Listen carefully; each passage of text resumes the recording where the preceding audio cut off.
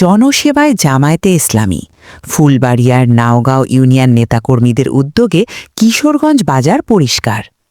বাংলাদেশ জামায়াতে ইসলামী আমিরের কেন্দ্রীয় ঘোষণা ও নবনির্বাচিত সংসদ সদস্য কামরুল হাসান মিলনের বিশেষ দিক নির্দেশনায় এক অনন্য দৃষ্টান্ত স্থাপন করেছে ১ নং নাওগাঁও ইউনিয়ন জামায়াতে ইসলামী।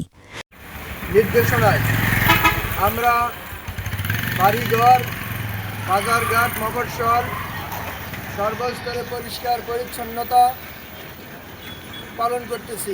কিশোরগঞ্জ বাজারের অলিগলি ও গুরুত্বপূর্ণ স্থানগুলোতে ব্যাপক পরিচ্ছন্নতা অভিযান পরিচালনা করেন দলটির নেতাকর্মী ও সমর্থকরা।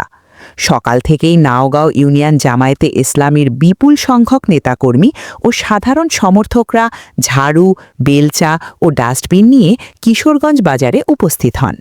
তারা বাজারের যত্রতত্র পড়ে থাকা বর্জ্য অপসারণ করেন এবং ড্রেন পরিষ্কারের মাধ্যমে পানি চলাচলের স্বাভাবিক পরিবেশ ফিরিয়ে আনেন।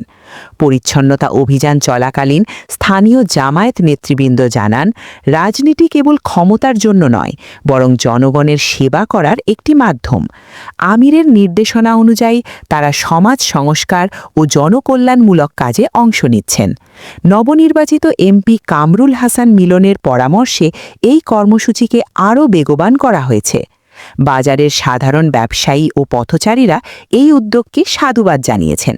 তারা বলেন, রাজনৈতিক দলগুলো যদি এভাবে গঠনমূলক কাজে এগিয়ে আসে তবে সমাজ ও দেশের চেহারা দ্রুত বদলে যাবে।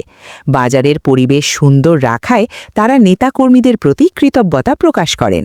নিউজ রিপোর্ট, আমার ফুলবাড়িয়া।